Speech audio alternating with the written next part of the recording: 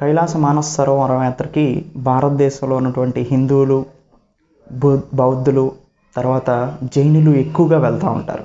ఈ కైలాస మానస సరోవరం యాత్రకి వెళ్ళటానికి మనకి 3 దారులు ఉన్నాయి. ఒకటి న్యూ రూట్ అనమాట, అదే నతులా పాస్. ఈ నతులా పాస్ అనేది సిక్కిం సెక్టార్ నుంచి, సిక్కింలో నుంచి మనం చైనాలోని టిబెట్ అటానమస్ రీజన్లోకి వెళ్ళి అక్కడ నుంచి మానస సరోవరం వెళ్తాం. అయితే ఇది longest route. Second route Kathmandu route, అంటే ఉత్తరాఖండ్లోంచి కాఠ్మండులోకి వెళ్ళి కాఠ్మండు నుంచి చైనా టిబెటన్ అటానమస్ రీజన్లోకి వెళ్ళి అక్కడ నుంచి మానస సరోవరంకి వెళ్తాం. ఇది సెకండ్ రూట్. థర్డ్ రూటు ఇది ఇండియాలోనే మ్యాక్సిమం వెళ్తుంది, అదే లిపు లేక్ పాస్ రూట్. ఈ లిపు లేక్ పాస్ రూట్ అనేది ఉత్తరాఖండ్ నుంచి లిపు లేక్ పాస్ దగ్గరికి వెళ్ళి అక్కడ నుంచి ఇక్కడ వరకు మన ఇండియా టెరిటరీలో వెళ్తాం. ఆ లిపు లేక్ పాస్ దాటిన తర్వాత రోడ్డు మార్గం ద్వారా మానస సరోవరం లేక్కి మనం వెళ్ళగలుగుతాం. ఈ 3 రూట్స్ ఉన్నాయి మేజర్గా.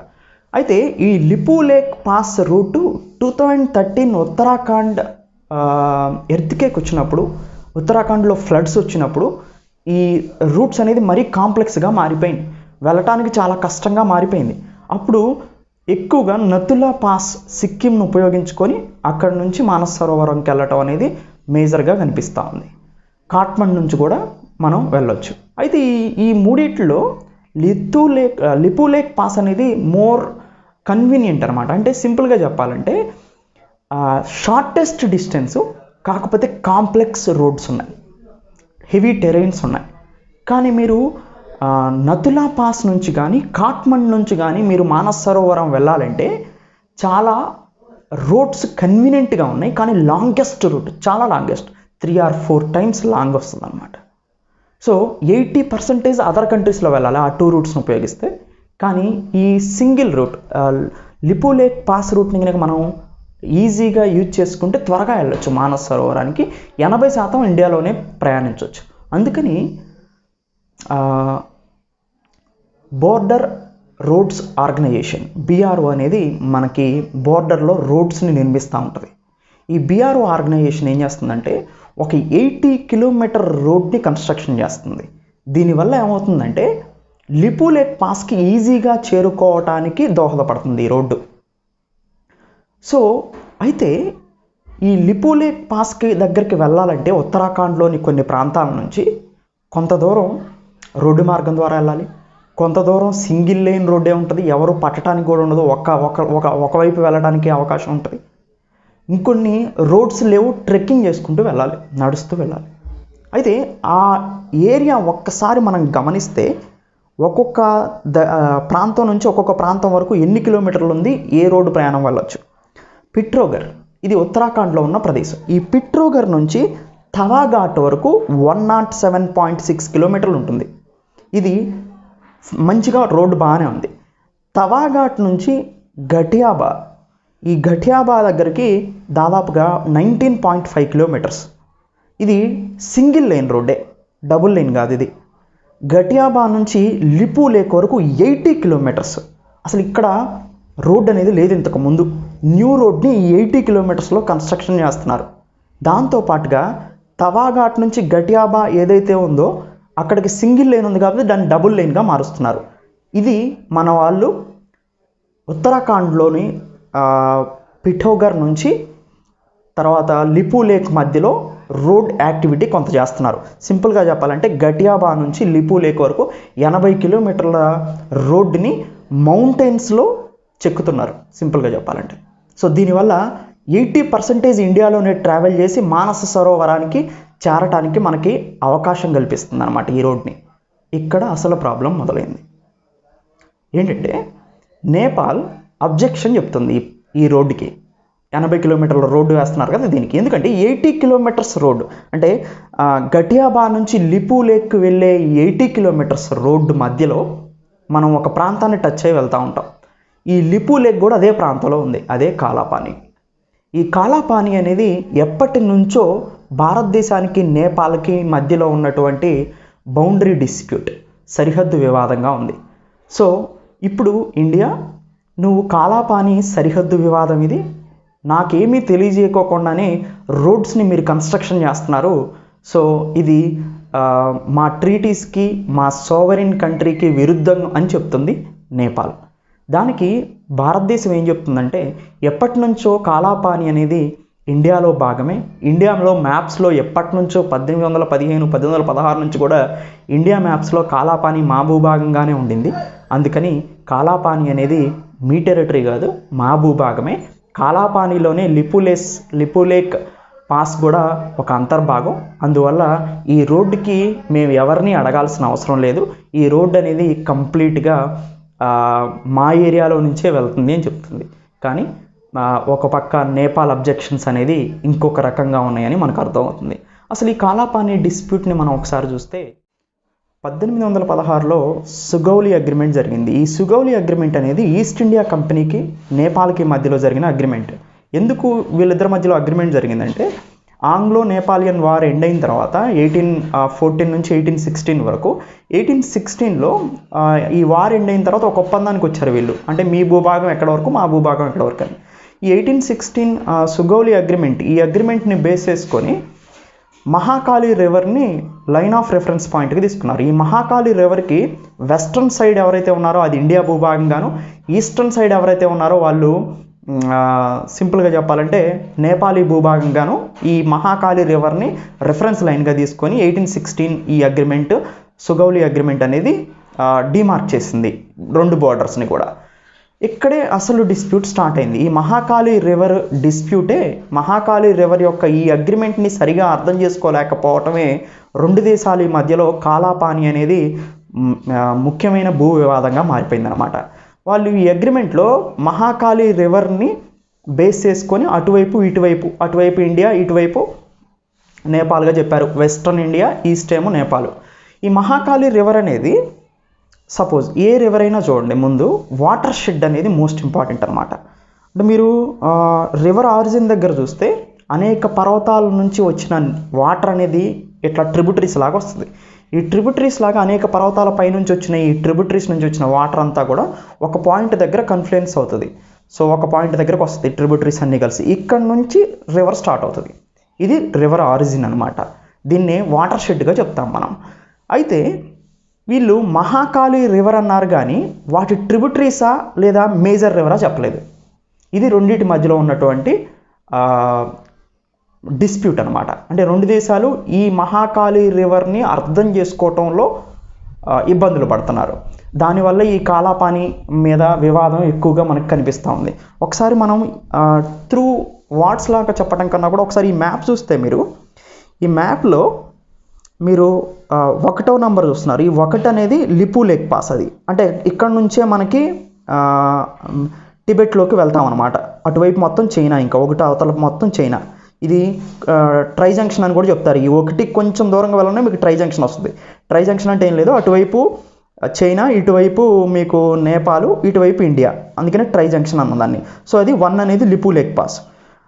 సెకండ్ మీరు చూస్తే కాలాపాని విలేజ్. అది 1 నుంచి సెకండ్కి, ఈ సెకండ్ దగ్గర ఏమవుతుందంటే ఈ మహాకాళి రివర్ అనేది మేజర్గా సెకండ్ దగ్గర నుంచి ఫ్లో అవుతుంది.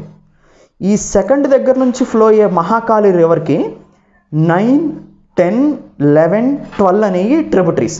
అంటే లిపుగాడ్, 10th లిలింతాగాడ్ లేదా పంకాగాడ్, టెరాగాడ్, ఈ 9, 10, 11, 12 ఏదైతే ఉందో మీకు కనిపిస్తున్నాయి, ఇవన్నీ కూడా ట్రిబ్యూటరీస్ అనమాట.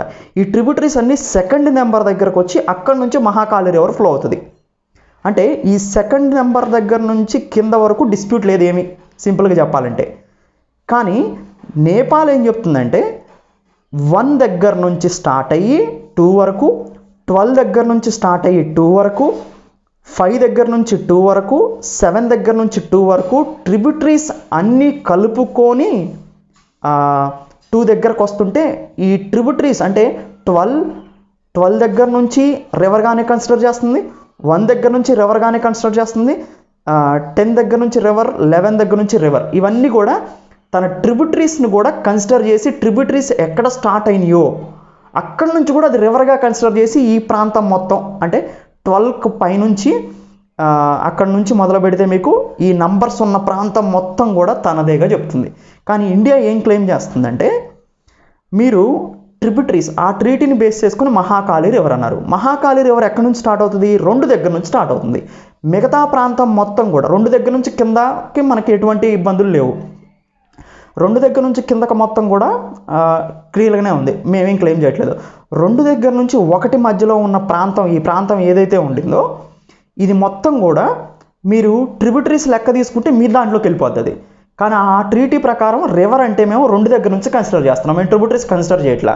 అందుకని ఈ టెరిటరీ మొత్తం అప్పటి నుంచి కూడా మా కంట్రోల్లోనే ఉంది. ఎస్పెషల్గా 1962 తర్వాత మనం చైనాతో వార్ జరిగిన తర్వాత ఐటీబీపీ పర్సన్స్ ఈ నంబర్ 6 దగ్గర చెక్ పోస్టులు మెయింటైన్ చేస్తారు, 5 దగ్గర చెక్ పోస్టులు మెయింటైన్ చేస్తారు, లిపులేక్ పాస్ దగ్గర చెక్ పోస్టులు మెయింటైన్ చేస్తారు. సో మేజర్గా 6 దగ్గర ఒక చెక్ పోస్ట్ని మెయింటైన్ చేయడం జరుగుతుంది అనమాట చైనాతో వార్ జరిగినప్పుడు. చైనాతో వార్ జరిగినప్పుడు కూడా ఇది ఒక స్ట్రాటజికల్ ప్లేస్గా ఉండింది ఈ ప్రాంతం మనకి. ఎందుకంటే హై ఎలివేటెడ్ ఏరియాగా ఉంటుంది, దాదాపు 20,000 feet హైట్లో ఉంటుంది. ఇక్కడ నుంచి చైనా టెరిటరీస్ మొత్తాన్ని ఈజీగా గమనించవచ్చు బార్డర్లో. అందుకని ఇది ఒక స్ట్రాటజిక్ ప్లేస్గా కూడా ఉంది. 1962 నుంచి మేము చెక్ పోస్టులు మెయింటైన్ చేస్తాం. తర్వాత 1830 బ్రిటిష్ ఇండియా మ్యాపుల్లో కూడా ఈ ప్రాంతం మాదిగానే ఉంది.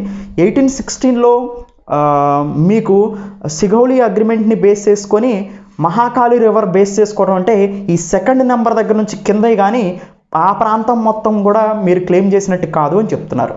సో ఇది ఈ 2 దేశాల మధ్యలో ఉన్నటువంటి వివాదంగా కనిపిస్తూ ఉంది.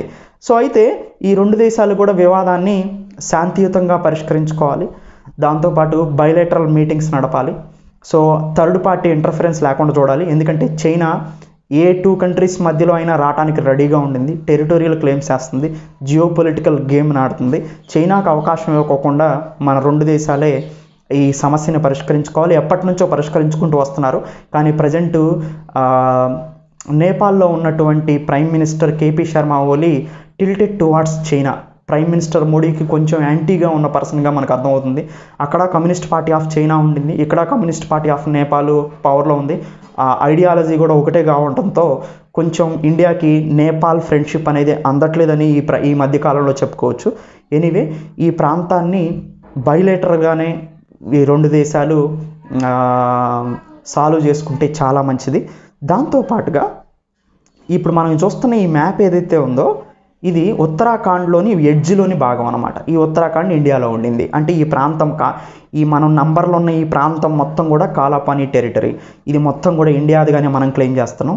కాదు మాది అని నేపాల్ వాళ్ళు అంటున్నారు. దేన్ని బేస్ చేసుకొని అంటున్నారు? వాళ్ళు ఓన్లీ ఈ రివర్ ట్రిబ్యూటరీస్ మొత్తం ఈ చుట్టుపక్కలంతా వ్యాపించినాయి కాబట్టి ఇది మొత్తం మహాకాళి రివర్ కానీ వాళ్ళు ట్రీట్ చేస్తున్నారు.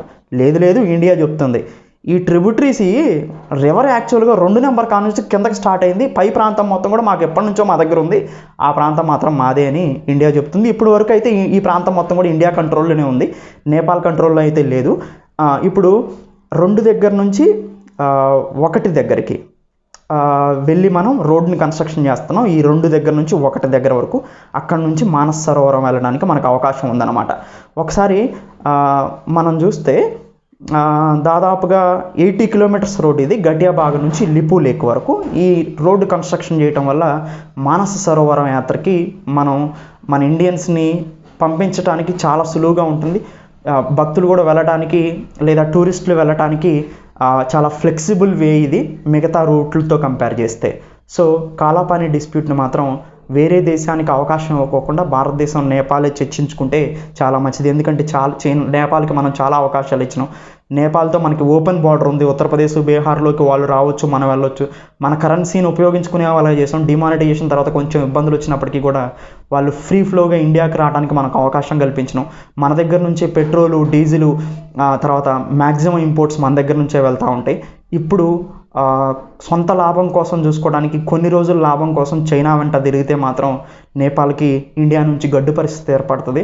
ఎందుకంటే నేపాల్ అనేది ల్యాండ్ లాక్డ్ కంట్రీ కాబట్టి ఇండియా ద్వారా వచ్చిన యాక్సెస్ నీకు చైనా ద్వారా రాదు. ఎందుకంటే చైనా నేపాల్ రావాలంటే చాలా సంక్లిష్టమైనటువంటి పర్వతాలను దాటుకుంటూ రావాలి. చైనాకు కూడా ఎక్స్పెన్సివ్స్ అవుతాయి అవి. కానీ చైనా చేయడానికి రెడీగా ఉంటుంది. ఎందుకంటే ఒకసారి కనుక ట్రేడ్ రూట్ కనుక ఫామ్ అయితే సో ఎప్పుడైనా వార్ సిచ్యువేషన్ వచ్చినప్పుడు కూడా స్పీడ్గా ఆర్మీని మొబిలైజ్ చేయడానికి చైనాకు అవకాశం ఉంటుంది. అందుకే నేపాల్ని బైలేటరల్గా సాఫ్ట్గా డీల్ చేస్తూ మన వైపు వచ్చేలాగా చూసుకొని చైనాకి అవకాశం కల్పించుకోకుండా ఉంటే చాలా మంచిదిగా మనకి ఈ సిచ్యువేషన్, ఈ జాగ్రఫికల్ జియోపొలిటికల్ సిచ్యువేషన్స్ వస్తే మనకు అర్థమవుతుంది.